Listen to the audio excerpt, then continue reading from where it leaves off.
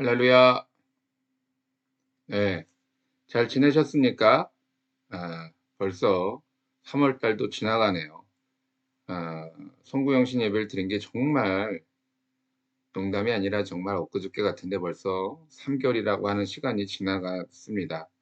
그리고 정말 옆에 있는 이 새싹과 같은 아, 모습이 실제로 우리들의 삶 속에서 지금 보여지고 나타나고 있습니다. 겨울이 또 지나가고 새봄이 오고 있습니다. 여러분들도 조금 더 힘든 그런 시간을 지내고 계실 거라고 생각이 됩니다. 뭐 지금 걸리신 분도 계시고 안 걸리신 분은 또 안 걸리신 분대로 또 어려운 시간을 보내고 계실 텐데요. 여러분 밤이 깊으면 새벽이 온다라고 하지 않습니까? 그러니까 여러분들 이 시간이 밤이 깊은 시간, 에, 새벽이 곧 맞이할 시간임을 기억하셔서 잘 견디시고 또 힘내시고 그리고 건강하시기 바라겠습니다. 자, 오늘 18장, 오늘 19장 말씀인데요. 자, 기도하고 시작하겠습니다. 하나님 아버지, 오늘도 우리와 함께하여 주시고 우리 가운데 크신 은혜와 능력을 더해 주셔서 이같이 하나님의 말씀을 듣고 깨닫고 또 행하기 원합니다. 주여 우리와 함께해 주시고 지혜를 더해 주시고 믿음을 더해 주옵소서. 어렵고 답답한 시기입니다. 아프거나 병든 사람 없게 하시고 또한 아버지여 코로나를 지나온 사람들에게 후유증이 없도록 주님께서 돌봐주시며 또한 아버지여 주님 걸리지 않은 사람들에게는 다시는 바이러스가 틈타지 못하도록 주님께서 늘 돌봐 주옵소서. 감사드리오며 예수님의 이름으로 기도드렸사옵나이다. 아멘. 자, 사무엘하 18장 말씀을 우리 지난 시간에 봤는데요. 압살롬의 죽음으로 반역이 끝났습니다. 승리로 기뻐해야 할 다윗은 울부짖었습니다. 이것은 다윗의 잘못으로 시작된 일이기 때문입니다. 마치 아담의 죄로 우리가 죽을 수밖에 없는 죄인이 된 것과 같은 것입니다. 죄의 결과는 비참한 죽음입니다. 다윗과 압살롬이 선과 악처럼 비유되었지만 결국엔 승자도 패자도 없는 비참한 결말이 마치 우리의 인생과 같은 것입니다. 우리가 오늘은 승자인 것 같지만 내일은 모두 망자가 됨을 잊어서는 안 됩니다. 다윗이 아들인 압살롬이 죽음으로 인해서 굉장히 슬퍼하는 모습 우리가 이제 마지막에 보게 되는데요. 어, 참 어떻게 보면 그 장면이 한 아버지의 절규, 아들을 잃은 아버지의 절규처럼 보일 수도 있지만 크게 생각해서 본다면 죽을 수밖에 없는 인류를 바라보는 하나님의 마음과 같은 것이 아닐까라는 생각을 해봅니다. 어, 이렇게 아웅다웅하고 싸우고 뭐 뭘 차지하고 빼앗고 뭐 이렇게 살지만 결국에는 압살롬이 죽고 또 다윗도 죽고 그게 우리들의 인생을 대표하는 모습 아니겠습니까? 우리들의 마치 삶이 어린아이들의 장난처럼 그저 해가 떠 있을 때 막 뭐 많이 따고 많이 얻고 뭐 하지만 결국에는 다 잃어버리는 그 허무하게 끝나버리는 이런 인생. 그것을 이 18장에서 보여주고 있다라고 저는 생각이 됩니다. 결국에는 우리가 망자가 즉 죽는 사람이 되는 잊혀진 사람이 되는 것을 여러분들이 잊지 마시기 바라겠습니다. 자, 그러면 19장으로 넘어가서요. 19장은 어떤 내용인가? 사무엘하 19장은 압살롬과의 전쟁에 승리한 다윗이 다시 제자리로 돌아가는 과정을 이야기하고 있습니다. 그 과정에서 요압이 슬퍼하는 다윗을 재촉하여 백성들 앞에 세우고 승리를 기뻐하게 했습니다. 예루살렘으로 돌아오는 다윗 앞에 시바와 시므이와 앞서 나와 맞이합니다. 그리고 무비보셋이 나와 함께하지 못한 이유를 말하고 다윗은 시바와 함께 재산을 나누도록 합니다. 바르실레는 다윗이 요단강을 건너도록 돕고 자신의 아들을 부탁합니다. 그러니까 이제 몇몇의 이제 사람들이 나와요. 19장에 이 사무엘 상하를 보면서 인물 중심적으로 지금 풀어나가고 있음을 보여주고 있지 않습니까? 그래서 여기서도 마찬가지로 몇몇의 사람들이 나옵니다. 다 먼저 다윗이 울부짖는 다윗이 나오고 또 요압이 그를 재촉하죠. 아들 잃은 것만 슬퍼할 것이 아니라 전쟁에 승리했음을 기뻐하라고 이렇게 인제 승리를 어떻게 보면 약간 강요하는 그런 모습이죠. 또 인제 시므이 같은 사람은 다윗이 도망갈 때 막 쫓아가면서 욕을 하지 않습니까? 시바도 뭐 이렇게 먹을 것을 싸들고 와서 다윗을 맞이했다고는 하지만 거기에 인제 소종의 목적, 재산을 빼돌리기 위한 소종의 목적이 있었던 것을 이제 밝혀지게 되고요. 또 무비보셋은 물론 인제 자기의 신체적인 어떤 부족함, 연약함 때문에 함께 할 수 없는 누군가의 도움을 받아야 되는데 시바가 그것을 도와주지 않고 자기를 홀로 두는 바람에 자기가 이렇게 함께 할 수 없었다라고 하는 그런 어떤 좀 이야기들을 또 하면서 결국에는 시바와 무비보셋이 재산을 나누는 이런 상황, 모습. 참 또 바르실레라고 하는 사람이 또 갑자기 나와서 다윗이 마하나임 성에 있을 때 그리고 굉장히 그 함께한 사람들을 같이 공개했다라고 하는 이야기들도 이제 나오면서 이제 김함이라고 하는 그 아들을 다윗에게 맡기는 뭐 이런 어떤 여러 가지 일들이 마치 우리들의 삶의 모습의 한 장면처럼 지나간다라고 하는 것이죠. 성경은 우리의 삶을 이야기해 주고 있습니다. 그래서 이렇게 막 반전 갑자기 다윗이 어 이렇게 승리하게 되면서 반전이 일어나게 되고 그 반전으로 인한 또 다른 어떤 또 분명히 이 18 장과는 또 다른 어떤 설거 얽히고 설킨 그런 이야기들, 실타래가 하나하나씩 풀어가듯이 그런 이야기들, 또 거기에서 웃는 사람, 우는 사람, 성공한 사람, 실패한 사람, 이것이 또 바뀌어지는 이런 어떤 장면들을 보면서 '우리들의 인생도 이와 같구나. 이와 같이 좀 인생이 그렇구나.'라는 생각을 또 해 보게 됩니다. 그런 내용을 한번 19장 통해서 한번 봤으면 좋겠어요. 자, 그러면서 인제 좀 다윗이 귀환이 되죠. 귀환을 하면서 달라진 점이 뭐냐. 압살롬의 반란 승리로 기세가 등등했던 사람들은 다윗의 승리로 생명을 구걸하는 신세로 전락되었습니다. 말 그대로 반전이에요. 이와 같은 인생은 반전이 있기 마련입니다. 하지만 다윗은 모든 사람에게 은혜를 베풀어 줍니다. 자신이 도망갈 때 쫓아오면서 저주를 퍼붓던 시므이까지 용서해 줍니다. 다윗은 원수를 은혜로 이겨냅니다. 이것이 예수님의 말씀하신 원수를 사랑하라는 말씀입니다. 자, 기쁜 날이죠. 잘 생각해 보세요. 다윗이 인제 전쟁에 승리했어요. 어찌 됐든 다시 회복할 수 있는 계기 말판이 되었고 마치 또 점령군처럼 예루살렘 돌아와서 압살롬의 앞잡이가 되었던 사람들, 압살롬에게 동지했던 사람들을 숙청하고 처단하고 이런 어떤 모습을 보여줄 수도 있었습니다. 그리고 '내가 왕이다.' 뭐의 어떤 압살롬이 했던 것처럼 뭔가 또 다른 어떤 그런 모습들을 좀 피의 어떤 에 숙청들을 뭐 할 수 있었지만 다윗은 그렇게 하지 않았습니다. 예. 오히려 인제 그 이스라엘 장로들이나 유다 지파 장로들을 통해서 "나를 왕으로 맞이해라. 이렇게 너희들이 준비를 해라." 이렇게 이야기를 합니다. 그러면서 자연스럽게 용서를 다 해 주는 거예요. 왜냐면 인제 그들이 스스로 나와서 용서를 구하고 왕으로서 맞이해야 하니까 대화합의 장이 마련을 하게 되는 거죠. 예전에 정말 그 남아공의 만델라처럼 국민화합위원회를 만들어서 과거에 잘못한 사람이 와서 이실 짓고 고백을 하면 다 용서해 주는 그런 어떤 모습으로 지금 이런 지금 19 장이 이루어져 가고 있는데요. 음 이런 어떤 모습들 압살롬은 어 자기 왕의 그런 자리에 취해서 어 머물러 있을 때 다윗은 빨리 회복해서 국민의 어떤 모습들을 회복하는 모습으로 취했다라고 하는 거 이게 굉장히 다른 모습이죠. 그리고 또 이렇게 용서할 수 있는 어떤 계기와 그런 어떤 상황을 마련하고 있음을 보여주고 있다라는 것. 한번 내용을 한번 들어가서 자세히 보도록 하겠습니다. 자, 6절 말씀이에요. "이는 왕께서 미워하시는 자를 사랑하시며 사랑하는 자를 미워하시고 오늘 지휘관들과 부하들을 멸시하심을 나타내심이라.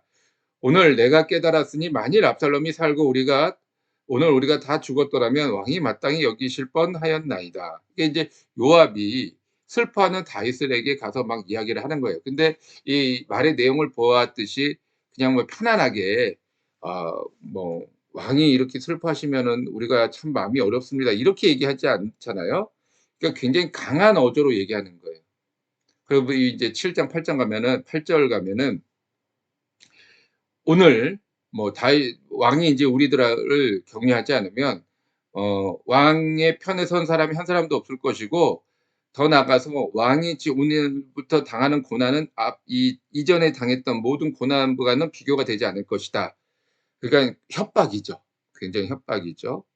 이런 어떤 좀 모습. 그러니까 요압이 전쟁에 승리한 주역이기도 하지만 압살롬을 또 죽인 앞잡이, 그러니까 주역이 되니까 지금 이 분위기와 상황을 반전시키지 않으면 자기가 위태하게 돼 있는 거예요. 그러니까는 이제 지금 그 다윗 슬퍼하는 다윗에게 강압적인 어떤 방법을 통해서 지금 분위기를 바꾸기 위해서 지금 행하고 있는 거죠. 요압은 슬퍼하는 다윗을 찾아가 강하게 이야기를 합니다. 더 나아가 다윗 왕이 부하들의 마음을 위로하지 않으면 모두 등을 돌릴 것이라고 협박도 서슴지 않습니다. 이에 다윗은 백성들 앞에 서게 됩니다. 그러니까 다윗도 입장을 생각해 보면 지금 내가 슬퍼하지만 아들이 이름을 인해서 내가 슬퍼하지만 요압의 말이 틀린 말도 아니잖아요. 그러니까는 백성들 앞에 서게 되는 거죠. 자, 다윗은 요압의 말을 따른 것은 요압이 두려워서가 아니라 그의 말이 맞기 때문입니다.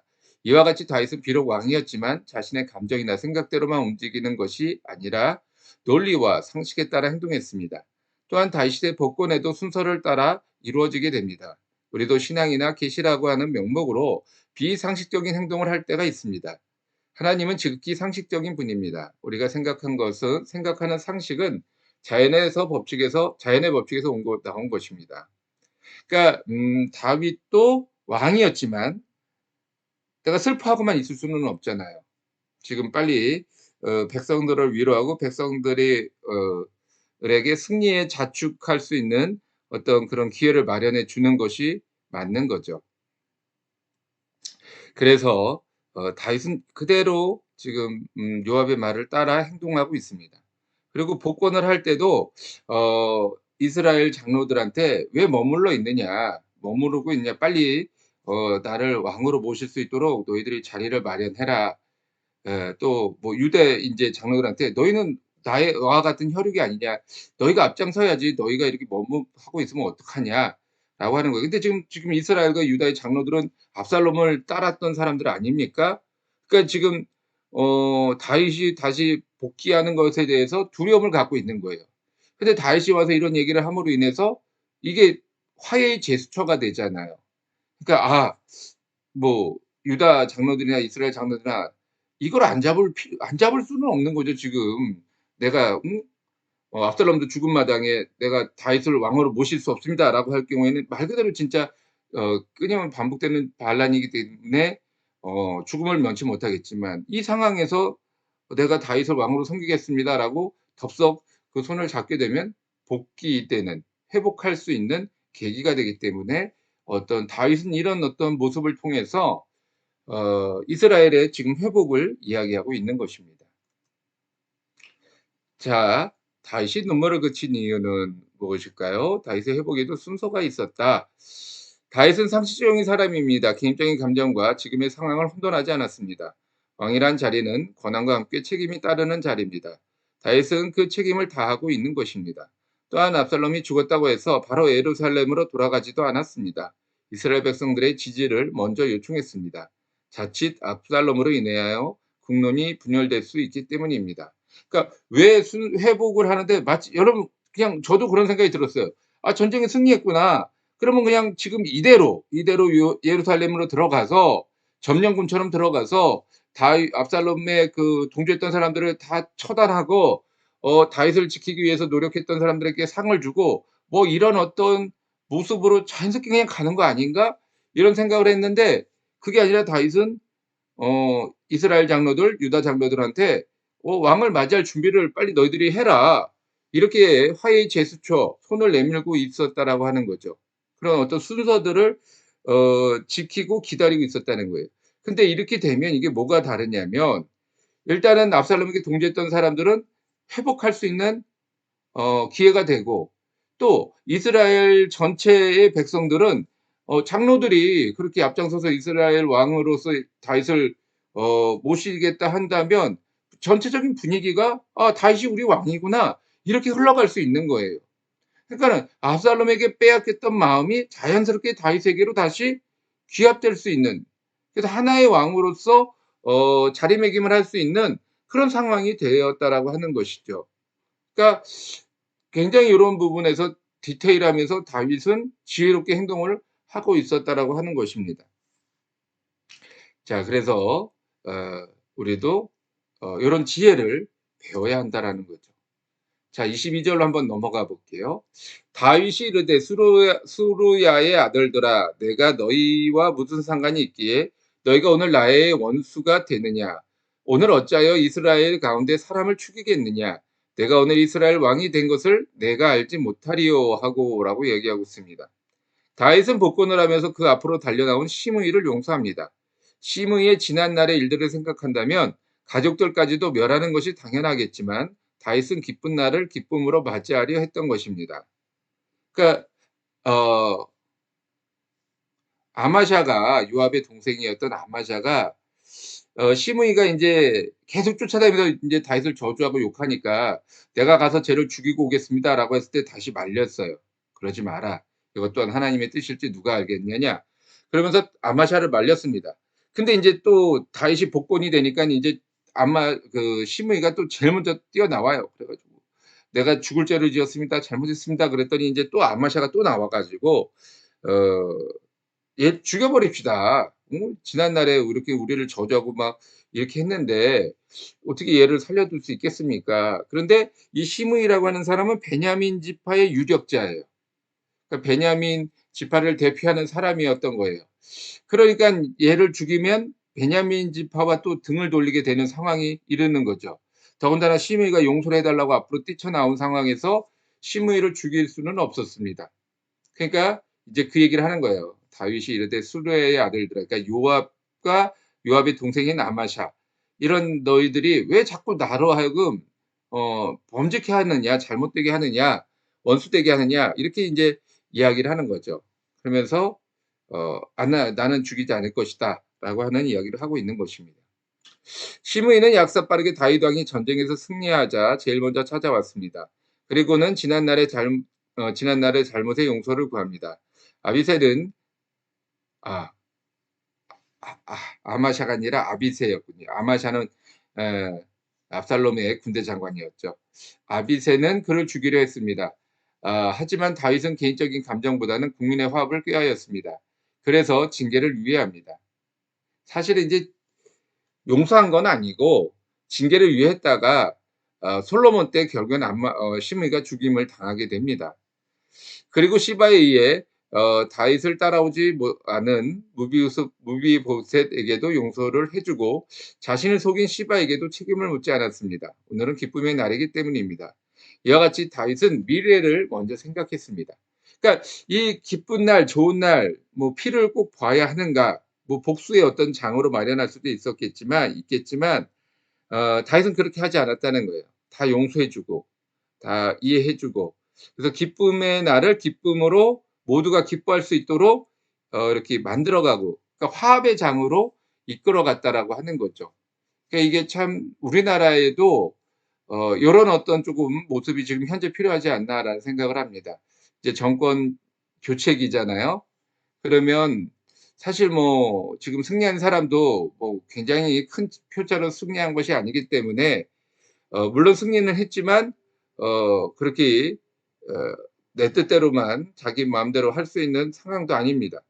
또 지금 물러가는 사람들도 음, 너무 이제 자기 고집대로만 할 것이 아니라, 물론 이제 새로운 정권이 또 자기가 판단한 문제는 판단하겠고 새로운 정권이 또 판단한 문제는 남겨주면서 이렇게 아름답게 교체를 하고, 또 그다음에는 좀 모르겠어요. 뭐 물론 잘못이 있다면 벌을 받는 것이 당연하겠죠. 근데 그 자리와 그 상황에서 잘못이 없는 사람들이 과연 있을까요?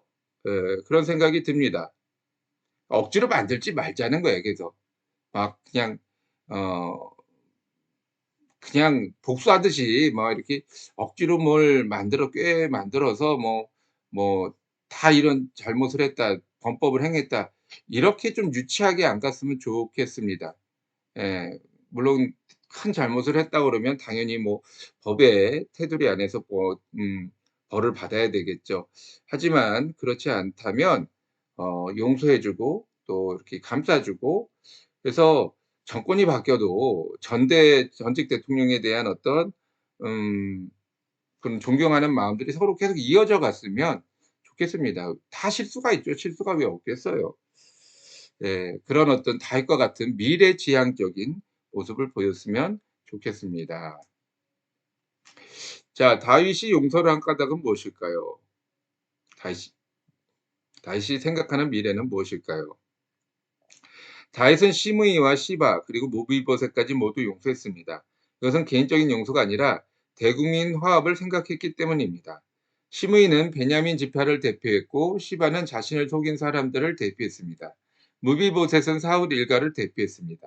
그는 책임과 복수보다는 용서와 대화합을 생각했습니다. 하지만 다윗의 이러한 노력에도 바람은 이루어지지 않았습니다.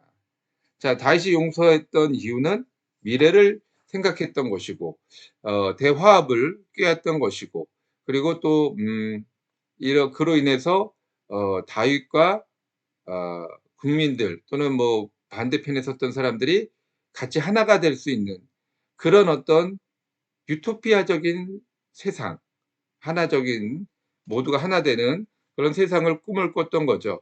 그러나 과연 그것이 졌느냐? 그러지 않음을 우리가 이제 바로 다음 장을 통해서 보게 됩니다. 왜냐하면 우리나라가 과거에 비하면 다 잘 살잖아요. 솔직한 말로 뭐 20-30년 전하고만 비교해도 비교가 안 될 정도로 지금 우리나라 전체적인 생활 수준이 다 높아졌지 않습니까?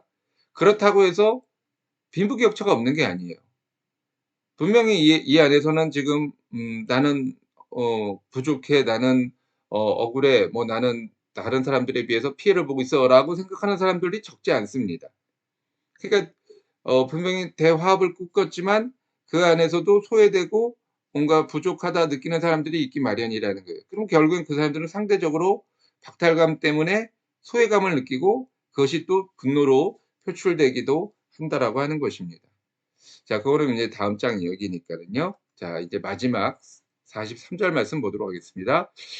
이스라엘 사람이 유다 사람에게 대답하여 이르되 우리는 왕에 대하여 열 몫을 가졌으니 다윗에게 대하여 너희보다 더욱 관계가 있거늘 너희가 어찌 우리를 멸시하여 우리 왕을 모셔오는 일에 먼저 우리와 의논하지 아니하였느냐 하나 유다 사람들의 말이 이스라엘 사람들의 말보다 더 강경하였더라. 자, 인제 뭐 그 사이에 어떤 일이 있었냐면 바르실레라고 하는 사람이 나와요. 바르실레는 어려웠던 다윗을 공개하였습니다. 굉장히 이렇게 잘 섬겼어요. 그러자 다윗은 바르실레를 섬기려고 했습니다. 이제 내가 갚아 주기를 원한 거죠. 그러나 바르실레는 아들을 다윗에게 맡기고 자신은 고향으로 돌아갑니다.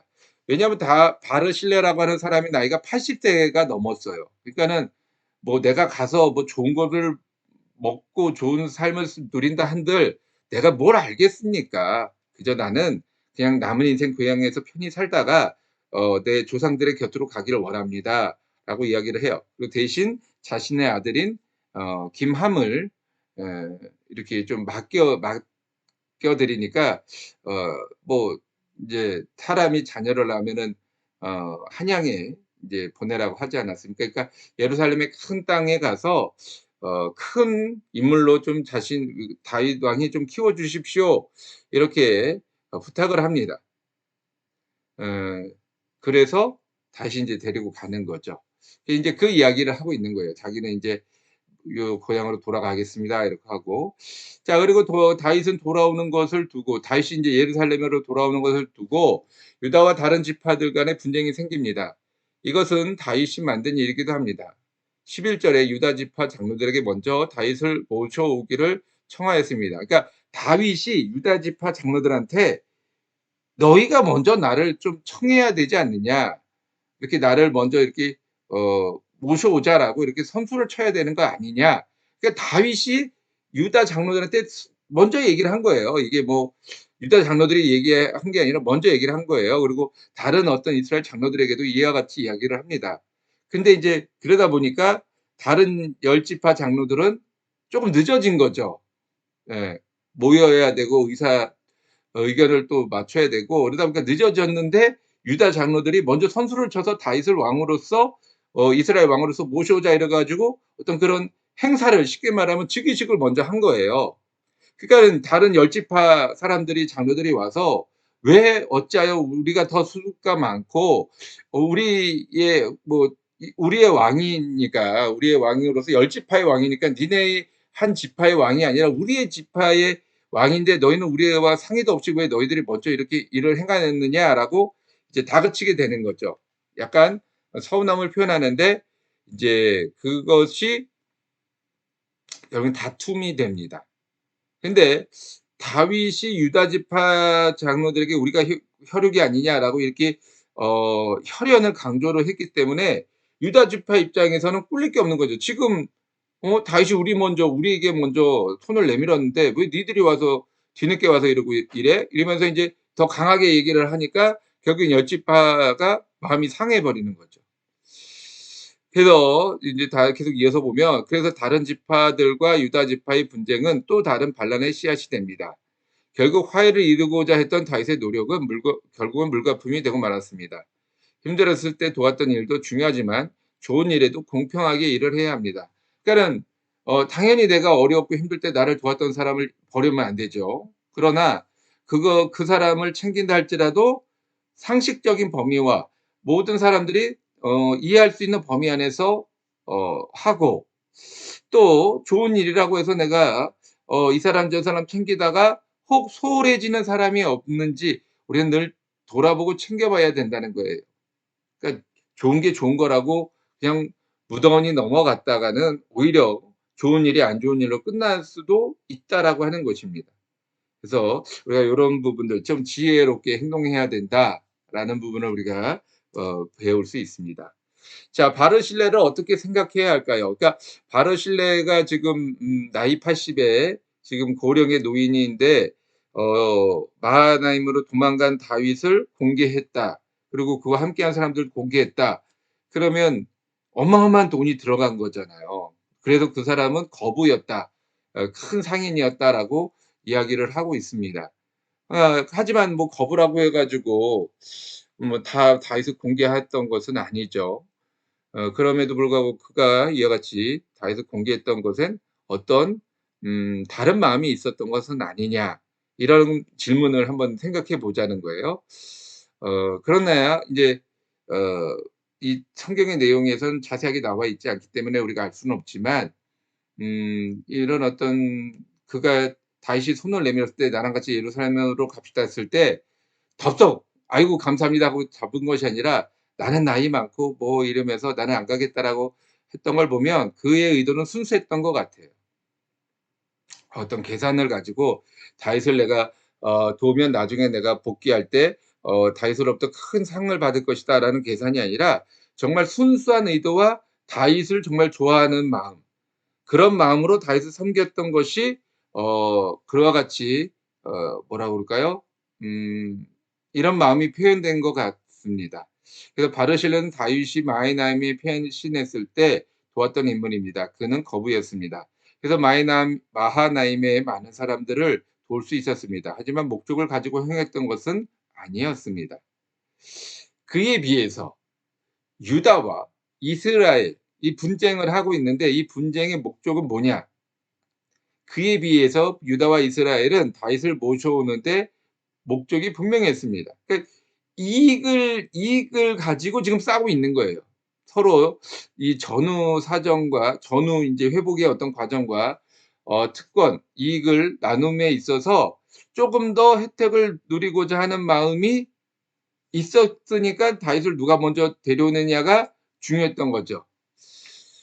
음 그래서 이익을 서로 차지하기 위한 목적이었습니다. 그래서 다투며 분쟁을 일으켰던 것입니다. 그러니까 이런 거예요. 그러니까 어 지금 다윗과 누가 더 친하냐라는 것을 자꾸 강조하고 다윗에게 이 한 걸음 더 이렇게 가깝게 다가가기 위해서, 그래서 더 많은 어떤 혜택을 누리기 위해서 지금 이스라엘과 유다는 싸우고 있는 거죠. 그러니까 속이 뻔히 보이는 모습입니다. 예, 그에 비해서 바르실레는 순수했다. 이게 근데 우리들의 삶, 이게 이제 기쁨의 어떤 소식 가운데서도 이런 일들이 있는 거죠. 우리가 좋은 일이 있다라고 할 때 누군가는 이런 어떤 계산적인 모습으로 다가오기도 하고, 누군가는 정말 순수한 마음으로 다가오기도 하는데, 우리가 그걸 구분을 하지 못하면 나중에 큰 어려움을 겪게 된다. 이런 어떤 내용을 보여주고 있는 것입니다. 자, 19장을 한번 정리해 볼게요. 사무엘하 19장은 다윗이 압살롬을 물리치고 귀환하는 내용입니다. 압살롬의 편을 들었던 사람들을 숙청할 수 있었지만 다윗은 유다와 이스라엘 장로들의 추대를 받으며 돌아오려 했습니다. 그래야 용서할 수 있는 명분이 생기기 때문입니다. 하지만 이 와중에도 유다와 이스라엘은 전후 정리와 이익을 계산하며 서로 순위 다툼을 하게 됩니다. 우리의 인생이 이와 같아서 작은 이익에도 눈이 멀기도 합니다. 진짜 중요한 것을 본 사람은 바르실레뿐이었습니다. 그러니까 많은 사람들이 여기 이 19장에 나오잖아요. 요압도 있고 시바, 시므이, 무비보셋, 그다음에 뭐 유다 장로들, 이스라엘 장로들, 그다음에 바르실레, 이런 어떤 사람들이 나오는데, 이런 수많은 사람들이 나오지만 결국에는 이 가운데 중요한 사람은 바르실레 한 사람이었다라는 것을 말씀해 주고 있는 거예요. 그냥 순수하고, 다윗이 왕이었고 다윗 왕을 나는 따르겠습니다라고 했을 때 그런 의미와 의도로 그 이렇게 도왔던 그런 모습들, 이런 것이 에 우리는 이 삶 속에서 바르실레뿐이었구나. 우리들의 삶 속에서도 여러 가지 이해타산과 계산을 가지고 접근하고 다가오는 수많은 사람들이 있음을 말씀해 주고 있는 거죠. 그런 와중에 우리가 순수한 사람을 볼 수 있고 찾을 수 있고 그 사람과 관계를 계속 이어갈 수 있는 그런 지혜를 우리는 가져야 할 것입니다. 자, 오늘 19장 말씀을 마무리 지었습니다. 조금 여러분에게 제가 이렇게 좀 늦어지는데요. 음 건강상의 문제라고 할까요? 뭐 아프거나 그런 건 없습니다마는 이 코로나균이 이렇게 어쨌든 뭐 경구역을 하겠죠. 수도 많은 사람들이 있으니까. 그래서 그런 건지 자꾸 이렇게 좀 지치고 힘들어지는 것 같아요. 예. 생각나실 때 한마디 기도만 해 주시면 힘이 날 것 같습니다. "나는 오늘도 축복받은 사람입니다." 이렇게 뭐 좋은 글귀가 있는데요. 한번 큰 소리로 여러분 같이 읽어 보면서 "난 정말 축복받은 사람이다."라고 고백했으면 좋겠습니다. 자, 감사드리고 기도하고 마치겠습니다.